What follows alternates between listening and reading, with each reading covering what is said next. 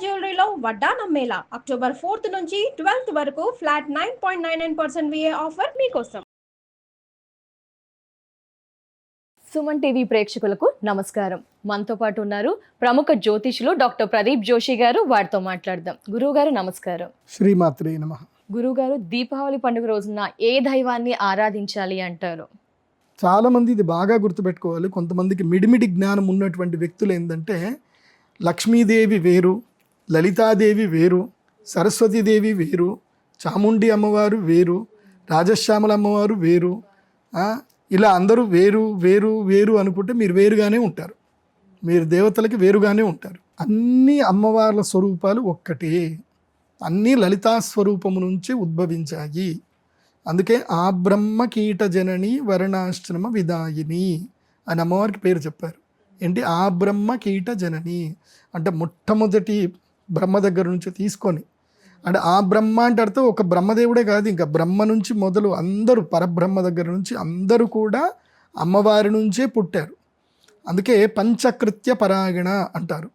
అందుకే ఇంకోటి ఏంటి, అమ్మవారికి ఉన్మేష నిమిషోత్పన్న విపన్న భువనావళి అని అమ్మవారి పేరు. అంటే అమ్మ కనురొప్ప వేసి కనురెప్ప తీసే లోపల కొన్ని బ్రహ్మాండాలు గడిచిపోతాయి, కొన్ని బ్రహ్మాండాలు కొన్ని మహాయుగాలు గడిచిపోతాయి.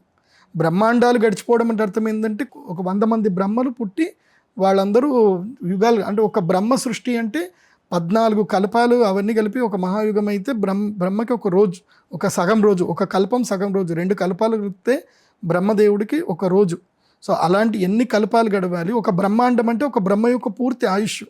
అలాంటి బ్రహ్మాండాలు ఎన్నో గడిచిపోతాయట. ఎంత లోపల? కన్ను మూచి కన్ను తెరిచే లోపల. మరి అలాంటి ఆది పరాశక్తి ఎవరు అంటే శ్రీ లలితా త్రిపుర సుందరిదేవి అమ్మవారు. అందుకే మా నాన్నగారికి అమ్మవారు స్వప్నంలో కనబడి నాకు ఇదే తత్వస్వరూపంగా నువ్వు దేవస్థానం నిర్మించు అని మా అమ్మవారు అనుగ్రహించింది. అమ్మవారు ఎలాగైతే ఆజ్ఞాపించారో అలాంటి దేవతా విగ్రహమే.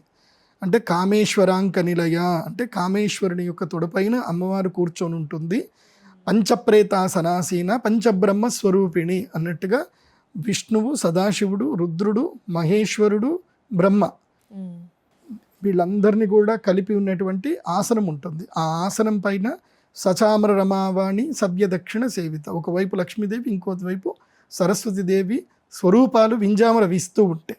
మళ్ళీ అలాగని చెప్పి లక్ష్మీదేవి అమ్మవారి యొక్క దాసి అనుకోవద్దు, సరస్వతి దాసి అనుకోవద్దు.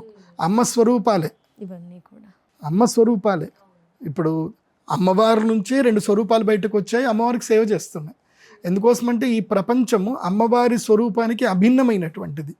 దేవి అథర్వ శీర్షం చూస్తే మీకు అమ్మ స్వరూపం తెలుస్తుంది.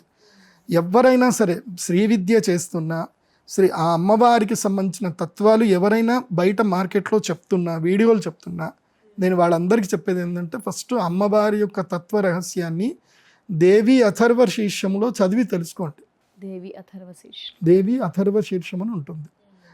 అందులో అమ్మ చెప్తుంది, తానే స్వయంగా చెప్తుంది. అమ్మవారు ఎవరో చెప్పట్లే, అమ్మనే చెప్తుంది. అహం బ్రహ్మస్వరూపిణి మత్త ప్రకృతి పురుషాత్మకం జగత శూన్యం చ అశూన్యం చ అహం ఆనందానానందౌ అహం విజ్ఞాన విజ్ఞాని అహం బ్రహ్మ అబ్రహ్మణి వేదితవ్యే.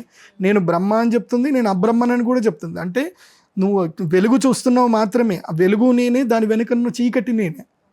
మరి చీకటి ఎవరో ఉందని అనుకుంటావు అనుకో, వెలుగు నేనే, చీకటి నేనే, కనిపించే బ్రహ్మను నేనే, కనిపించని ఆ బ్రహ్మను కూడా నేనే.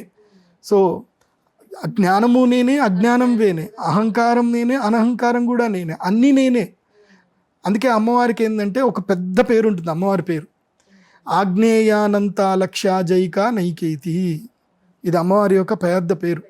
అమ్మవారి యొక్క అత్యంత బృహద్నామం ఏంది అంటే ఇదే, అగ్నేయానంత లక్ష్యాజైక నైకేతి అని అమ్మవారి పేరు.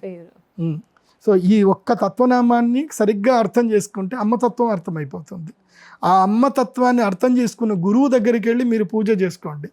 గురువు అనేటువంటి వ్యక్తికి పూర్తిగా జ్ఞానం తెలిసి ఉండాలి. పూర్తిగా ఎవరికి జ్ఞానం తెలియదు. ఎందుకోసమంటే అమ్మతత్వము ఈవెన్ బ్రహ్మ విష్ణు మహేశ్వరులకు కూడా తెలియదు. ఒకసారి అమ్మవారు అడుగుతుందట, శ్రీ మహావిష్ణువు ఇలా పడుకొని ఉంటూ ఎప్పుడు ధ్యానంలో ఉంటాడు కదా, లక్ష్మీదేవి అడిగిందట, ఏంటండి మీరు ధ్యానం చేస్తూ ఉంటారు, ఇప్పుడు ఈ లోకాలన్నిటి కూడా మీరే అధిష్టాన దేవత, దేవతల కష్టం వచ్చినా ఎవరి కష్టం వచ్చినా మీ దగ్గరికే వస్తారు, అలాంటిది మీరెవరిని ధ్యానిస్తారు అని అడిగారట.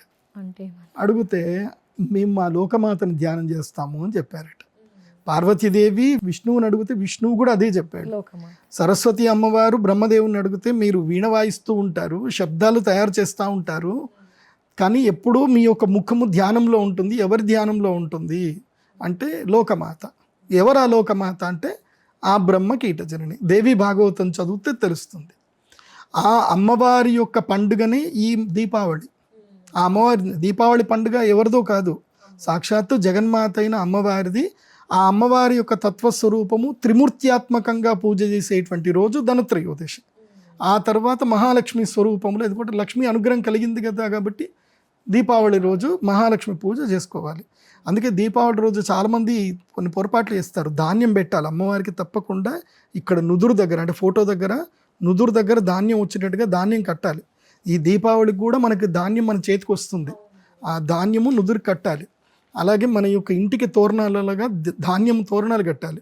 మీరు గనక పరశురామ క్షేత్రానికి గనక వెళితే ప్రతి ఇంటికి ఈరోజు ధాన్యపు తోరణాలు ఉంటాయి. పరశురామ క్షేత్రం ఏది చెప్పండి, తెలుసా మీకు? పరశురామ క్షేత్రం కాంతార సినిమా చూస్తే తెలుస్తుంది పరశురామ క్షేత్రం ఏదో. అందరు కాంతార సినిమా చూడండి, పరశురామ క్షేత్రం అంటే ఏదో తెలుస్తుంది. వెస్టర్న్ ఘాట్స్ అన్ని కూడా పరశురామ క్షేత్రమే. మన భారతదేశం వైపు పశ్చిమం వైపు ఏవైతే పర్వతాలు ఉన్నాయో ఆ పర్వతాలకి సముద్రం వైపు పశ్చిమం వైపు ఉన్న ప్రాంతం అంతా కూడా వెస్టర్న్ ఘాట్స్, అదంతా పరశురామ క్షేత్రమే. ఆ వెస్టర్న్ ఘాట్స్ ఎట్లా ఏర్పడ్డాయంటే కొంకణ్ అంటారు దాన్ని, కొంకణ్ అంటారు. సో దాన్ని కొంకణ్ అంటారు, దాన్ని మలనాడు అంటారు. సో నేను చెప్పేది ఏంటంటే వెస్టర్న్ ఘాట్స్ అంటే మీకు కన్యాకుమారి దగ్గర మీకు ఉండేటువంటి క్షేత్రం ఏంటంటే తిరువనంతపురం నుంచి తీసుకొని పైన గుజరాత్ వరకు మొత్తం అంతా ఉండేదంతా కూడా వెస్టర్న్ ఘాట్స్. ఈ వెస్టర్న్ ఘాట్స్ మొత్తం కూడా పరశురామ క్షేత్రమే. పరశురాముల వారు కశ్యప ప్రజాపతికి భూమిని మొత్తం దానం చేశారు. ఆయన 21 మార్లు భూమి ప్రదక్షిణ చేసి అక్షత్రియ భూమి మీద ఉండే దుష్టమైన క్షత్రువులందరినీ సంహరించి భూమిని మొత్తం గెలుచుకొని, నేను బ్రాహ్మణుణ్ణి, నేను భూమి పెట్టుకోవడానికి నాకు అర్హత లేదు, ఎందుకోసమంటే నేను పాలించకూడదు, నేను రాజుకు సహాయం చేయాలి, క్షత్రియుడికి నేను సహాయం చేయాలి.